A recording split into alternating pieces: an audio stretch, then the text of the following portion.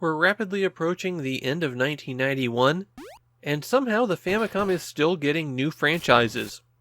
It's a weird choice to launch your big new game series on a platform that's dying, but Irem really sticks it out on the Famicom.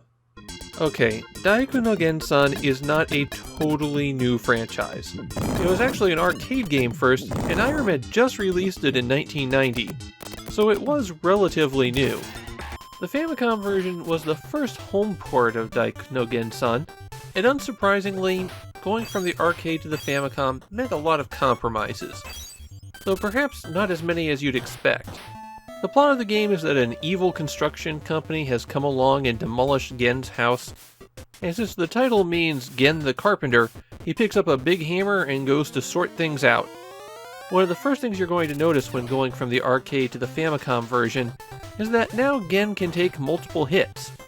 He has a life bar. Not that it does you a lot of good, because as the game goes on, Daiku no Gensan becomes really difficult. Not impossibly difficult. In fact, I beat it while I was recording. But it becomes a real challenge to get through things.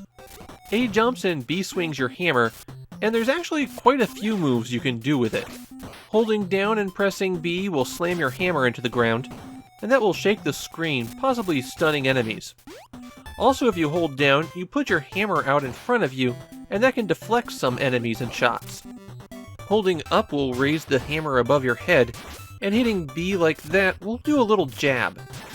You'll find crates on stages, and smashing open some of these will reveal items. And 3 power-ups that stick with you until you use them. And 2 power-ups that stick with you until you use them. The 2 hammer power-ups are exclusive. Whichever one you collect always replaces your current hammer, even if it's upgraded. The flashing bottle turns it into a circular swing. It covers Gen's whole body when you hit B. Very useful when you have enemies coming at you from all sides.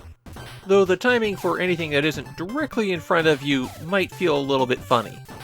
This big hammer will make your hammer gigantic. Perfect for dishing out extra damage, making shockwaves when you slam it into the floor, and extending your reach a little bit further. The hard hat item will take a hit for you if it was going to be a fatal blow.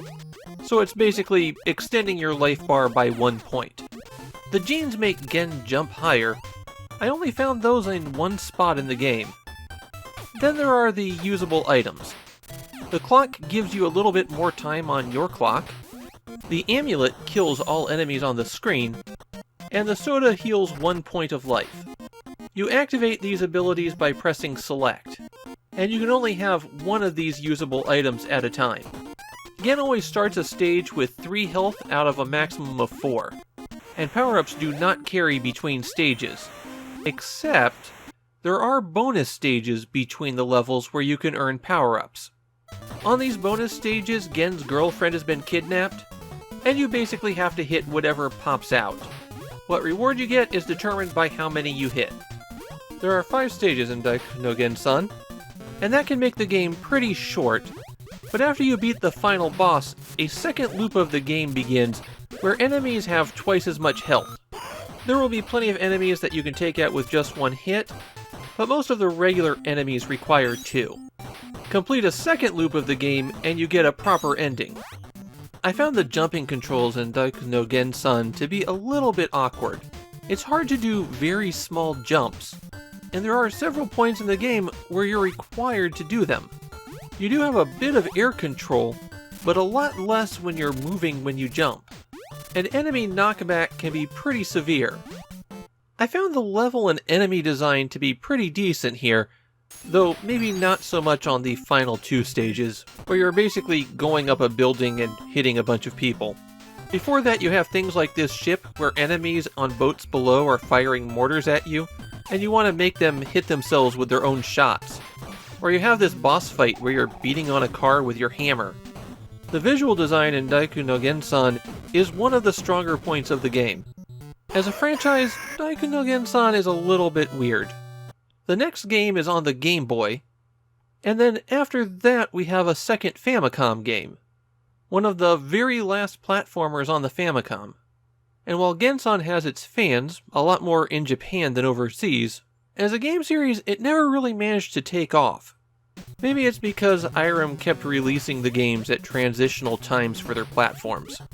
I think Daiku no Gensan is a pretty good game. I don't think I'd put it in the top tier of Famicom games, but it's a very solid action platformer. It's one that I go back to from time to time, and it's made me try to seek out the rest of the Gensan series. This is definitely one worth playing.